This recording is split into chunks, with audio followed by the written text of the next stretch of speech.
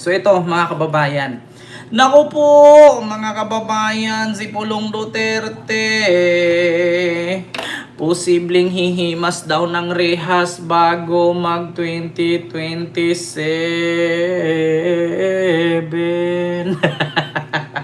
Mga kababayan, posibleng hihimas daw ng rehas. Ma'am Chin Blue, hello po kay Ma'am Ibon. Ako, maraming salamat din sa Japan. Ano yan, Kent? Nako, eto na nga, mga kababayan. Like muna, share, subscribe. Spill Gravity. Nako, ito na naman si Spill Gravity. Rick Fernandez, akayan, mega love shoutout. And kay Kuyang, nako, may vlog ako. And kay Jose Dorsula, ano tayo? Pangalan doon? Nawala. Ang bilis kasi ng comment eh. And kay Virginia Taborda. Ayan, Ma'am Chloe Nigel. Ayan. So, ito na. Mga kababayan.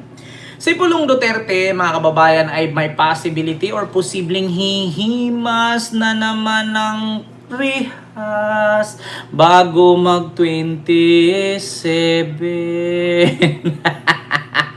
Ito mga kababayan, pakinggan nyo po Naku po mga kababayan, patay ka Pulong kung naalala ninyo mga kababayan, si Senator Antonio Trillanes ay nangako nga. Ito po pakinggan nyo po muna mga kababayan. Ito po ay galing sa isang gwapong vlogger. Idol ko to, gwapo ito. Itong si Kagawad Joey. Kagawad Joey.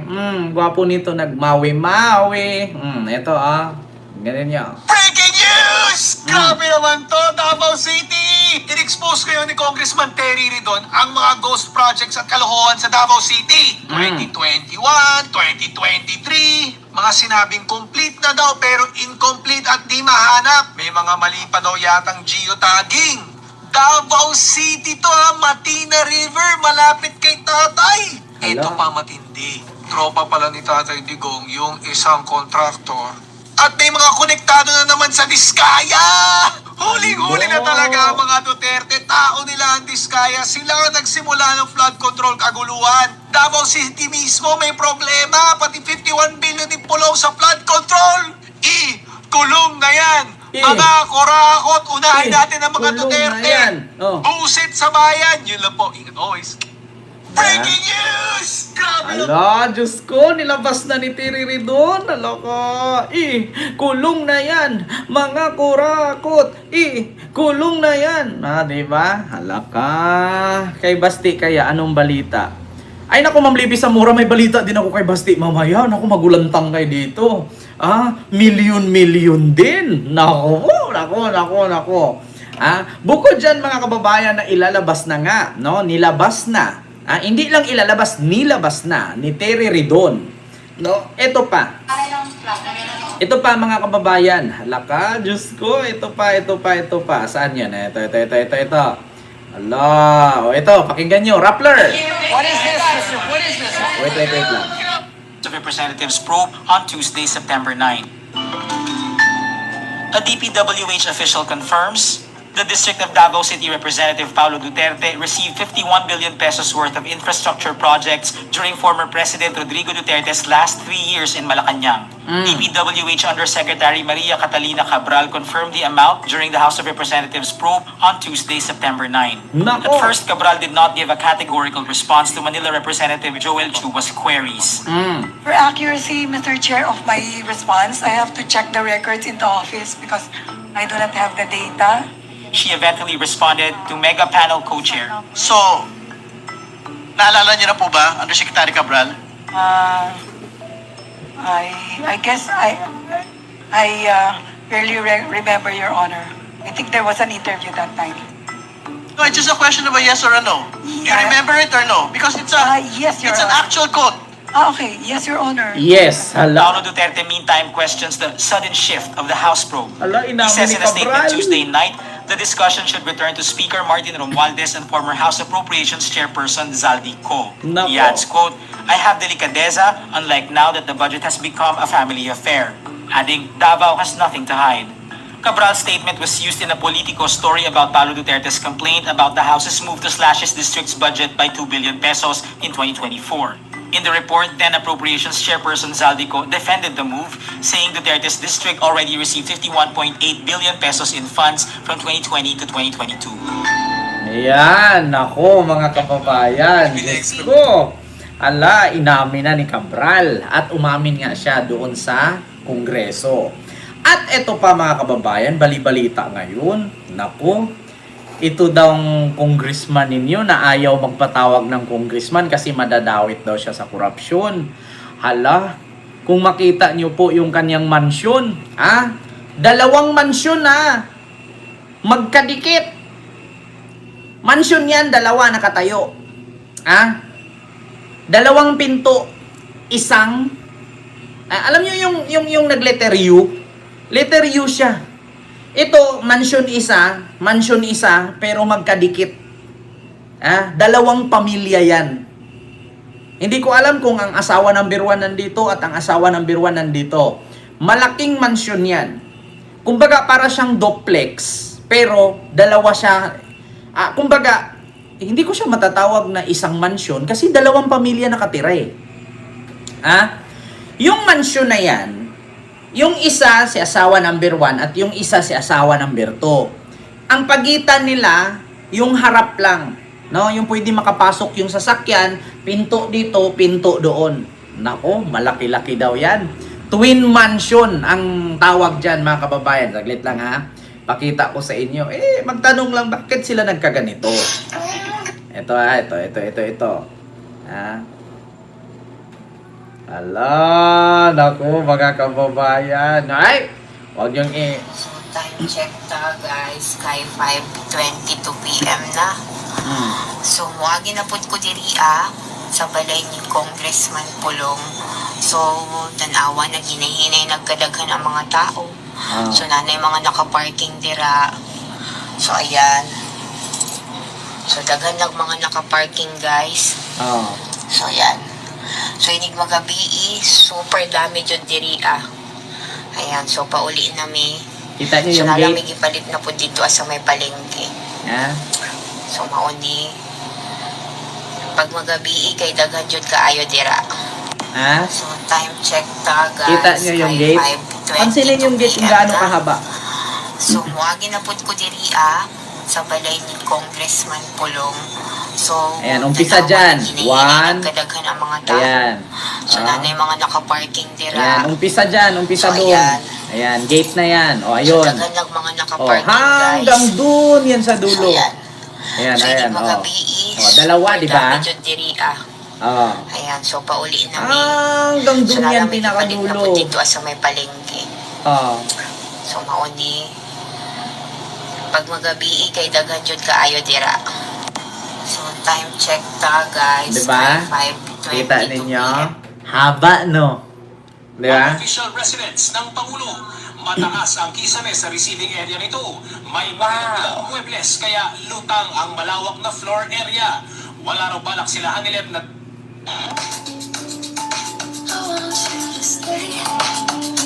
Yan nyo Dadaan sila dyan, dadaan sila. Ayan na. Ayan na. Tingnan nyo kung gaano kalawak yan.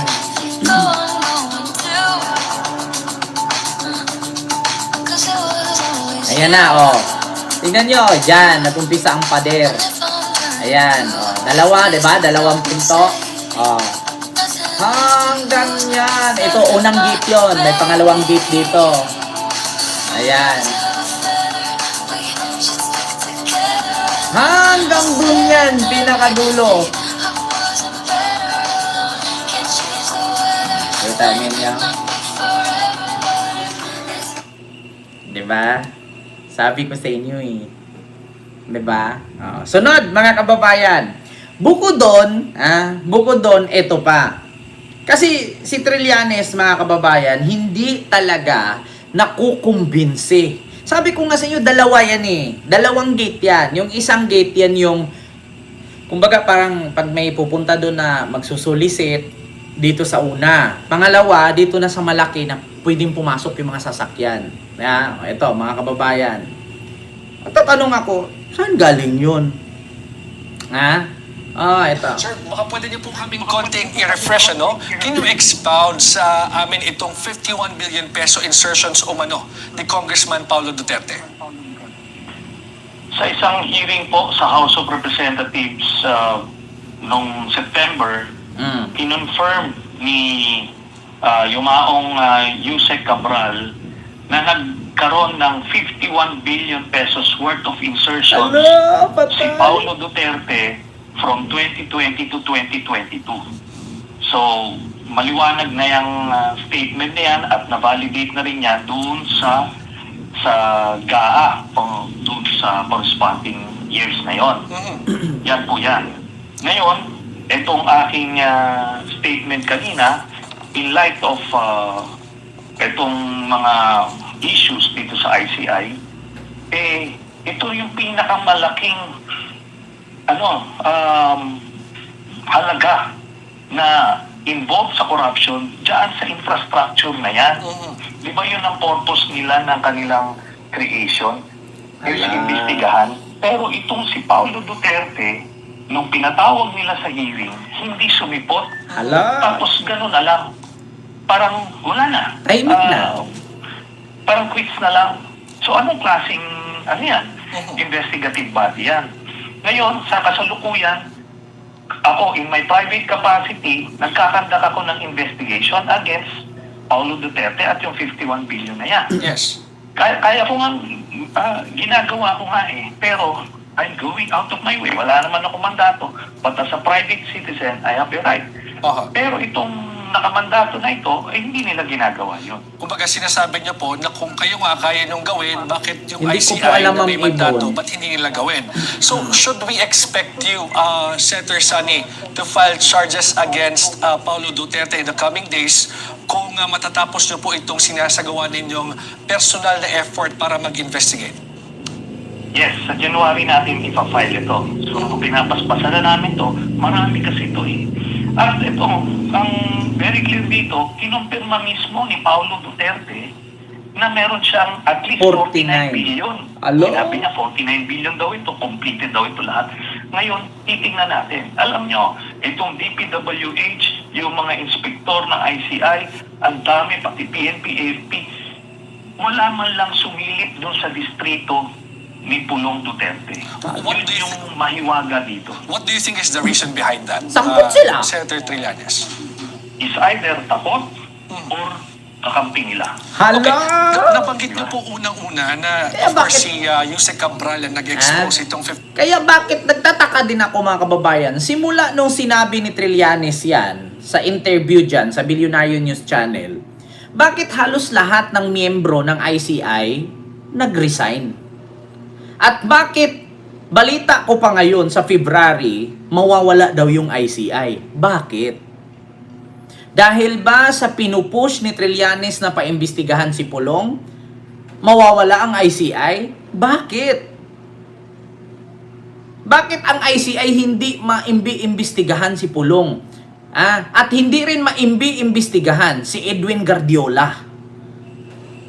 Nako, mga dapat nga si Trillanes ang gagawing anti-corruption czar PBBM, kung ako sa'yo, gawin mo ng anti-corruption czar si Trillanes. Kasi yan napapatunayan na natin at naririnig na natin at nakikita na natin. Kasi simula nung question ni Trillanes itong ICI, nag-resignan lahat, isa na lang natira. At sa February daw, madidisband daw yan. Yun ang nakarating sa akin. Ang ICI mawawala daw yan sa February. Naku po. 51 billion pesos. Now that she's dead, sa tingin niyo po ba ay hihina yung posibleng ebidensya na magtuturo dito kay Representative Duterte sa mga anomalyang binabanggit po ninyo?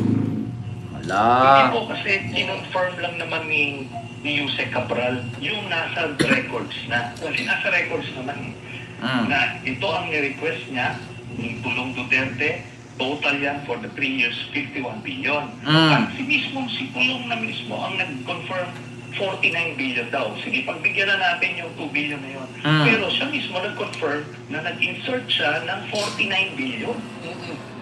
Imagine niyo, ngayon nga, 1 billion, may kaso ka ng malaki, di ba? Oo. Ngayon nga, 1 billion, 2 billion lang, umaaray na ang taong bayan. Paano pa yung 49 billion isang distrito lang? Mala Guardiola? Si Guardiola, hindi mo lubos akalain na ganyan kalaki kasi marami siyang koneksyon. Kay Pulong talaga, isang distrito lang. Di ba? 49 billion. Waka, malipong. Apakalaki. 1 billion, kay Aimee nga lang 2.5 billion, umaaray na yung taong bayan. 2.5 billion, kay Chis Escudero pa nga lang 3 billion, umaaray na ang taong bayan. Ano pa yung 49 billion? At bakit hindi maimbi-imbestigahan ng ICI? At bakit nung sinabi ni Trillanes ito, nagre-resign silang lahat? Di ba? Bakit nung ibinulgar ito ni Trillanes, ano nawala? Lahat? Isa-isang nag-resign? Bakit? Less than a billion nga itong mga ito eh. Itong isang 51 billion, itong ICI. Hindi man lang sinilip, di ba? Ilan yung naging investigador dyan? Si Magalo. At itong mga investigador na kung sino-sino, yung DPWH. Bakit di sila pumupunta doon? Opo, ito po bang sinasabing mga roughnetting scam, no? During the Duterte admin, sinisilip nyo rin ho ba ito at iniimbestigahan ninyo on your personal capacity? Yes, kaso inuuna ko itong 51 billion. Okay. At ang sa pagkakaalam ko ay na-file na yan sila ng kaso. At least yung ombudsman, hinahanap na yan. Nako. Tapos na-freeze na rin yung assets ni Eric Yap. And by the way, Ayun, sabi ni Ma'am Ems Reyes, si Pulong lang ata ang may pinakamalaking nakuha na pera sa Congress, 51 billion. Grabe, ang kakapal pang ng mukha, sabi ni Ma'am Ems Reyes. Actually, Ma'am Ems Reyes, totoo po yan. Si Pulong po ang kauna-unahang kongresista sa kasaysayan ng mundo ng politika sa Pilipinas na may 51 billion. Si Pulong lang po ang may pinakamalaking budget, no, na 51 billion sa buong Philippine history and politics. Si Pulong lang po, wala nang iba. Yun po yun, mga kababayan. Kaya napaka-imposibleng hindi ito sinilip ng ICI. Bakit ang sinilip nila at ang ipinaaresto nila yung mga maliliit na district engineer, assistant engineer? Diba? Bakit kay Pulong wala? Maskin mga engineer, mga kontraktor sa Davao City, walang naipatawag ni isa. 'Di ba? Kaya yan ngayon, mga kababayan, ang sabi, abay tatay niya nga presidente. Kaya yun nga, 'di ba? Oo. Kaya yan ngayon, mga kababayan, pa-file na ni Trillanes yan ngayong buwan na ito. Naku, hihimas ng riha si Pulong bago mag 2027 talaga. Dahil sa kasagsagan na presidente, si Ilong Digong. Kahit naka-freeze mga bank account at asset nila, Guardiola, marami pa rin pera yan nakatago. Oo, Kablasanon TV. Bakit? Meron din yung mga nakapangalan sa iba, sa mga kamag-anak, sa driver, sa yaya, sa katulong, sa hardinero.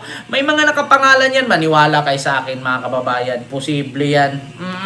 Do you think ngayon, yung mga hardinero niyan, hindi yan hindi yan pinapagawa ng mga bank account, yung mga katulong, yung mga caretaker, hindi nagpapagawa ng bank account at pinasok isa-isa pera doon. Baka yung isa pinasukan 50 million, yung isa 100 million. Tapos magpakilala doon. Siyempre, pupunta ka sa bangko, magpakilala ka, ako may business akong ganito, kaya ganito kalaking pera ang ipasok ko.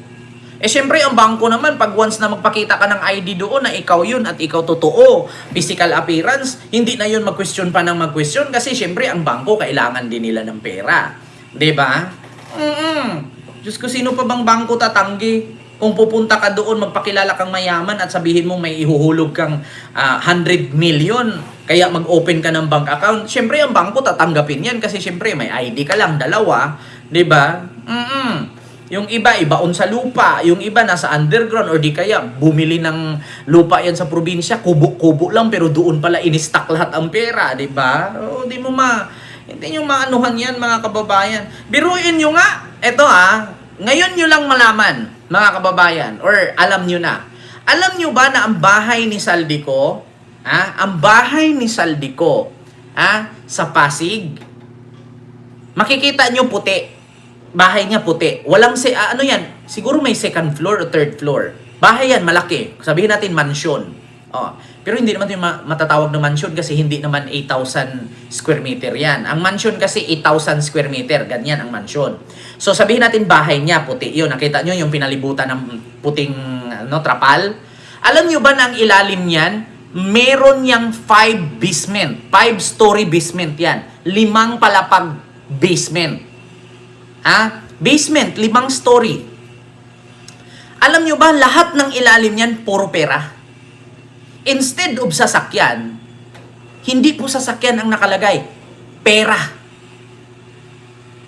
Di ba? Ngayon, Ken, paano mo mapapatunayan yan? Gusto niyo patunay? Wait lang. Naku po, mga kababayan. Si Ken pa ba? Gusto niyo patunay? Wait lang. Ay, hanapin natin. Yung basement ng bahay ni Saldico sa Pasig, 5 palapag yan, basement na yan. Pero yung ilalim niyan, ng basement na yan, mga kababayan, ito. Eto na mga beshi. It has a 5-floor basement. We talked to the workers. And it's not for cars. It's for what? Money. Right? Hindi alak, kundi pera ang nakapark sa basement. Ayon kay DILG Secretary John Vic Remulla, ang Forbes Park House ng fugitive ex-congressman na si Saldico ay may 5 palapag na basement. Hindi para sa parking, kundi umano para itago ang billions of cash. Bakit sa baba? Sabi ng fire experts, fire goes up. At dahil hindi raw pwedeng ideposito sa bangko ang ganun kalaking pera, sa ilalim na lang daw itago. Aba, kakaibang kriminal ang bansot na ito. Eto na mga beshi. It has a 5-floor basement. We talked to the workers. And it's not for cars. It's for what? Money. Really? Hindi kotse. Hindi alam. Diba? 5 palapag basement. Underground. Sa madaling salita. Pababa. 5 unit pababa. Hindi sasakyan ang nasa ilalim, kundi billions of money. Diba? Ma'am Helen Tinoso, mega love shoutout po. Billions of money yan. Kaya nga sabi ko sa inyo mga kababayan, biruin mo, bibili ka ng private plane, private jet, helicopters. Putang ina, hindi lang 1, 2, 3, 4. Diba? Hindi siya 5 bolts. Walang bolt, kundi basement. Kung ang kwento ni Imelda Marcos noon, bago sila magjowa ni Apo Lakay, unang jowa ko kay Marcos, yung basement puno ng gold. Sabi naman ni Winnie Monson, di bumigay yung bahay ni Marcos. Sabi naman ni Imelda, paano bibigay basement nga? Puno ng gold. Di bumigay yung bahay ni Marcos. Paano bibigay basement nga? Buti pa kay Apo Lakay, yung basement pure gold. 1 basement lang yun. Yung kay Saldico, 5 palapag, pababa. Putang ina. Pera. Ang pera nakabulto-bulto, 5 palapag.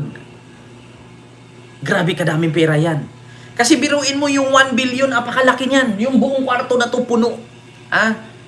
Itong buong kwarto ko to, makakagalaw ka lang konti. Kasing laki nitong kama. Ang 1 billion. At hanggang baba ko. Kasi 4 feet. 4 feet. Baba ko 4 feet 4 feet ang taas, 4 feet ang lapad. Basta ang 1 billion, isang dipa, kwadrado. 4 na dipa kwadrado yan. Ganun kalaki ang 1 billion. Tas 4 feet ang taas, isang dipa ang lapad. Diba? Ganun yun mga kababayan. Kaya sabi ko sa inyo, sa gagawin ni Trillanes ngayon, si Pulong, hihimas ng rihas bago mag 2027. Naku po.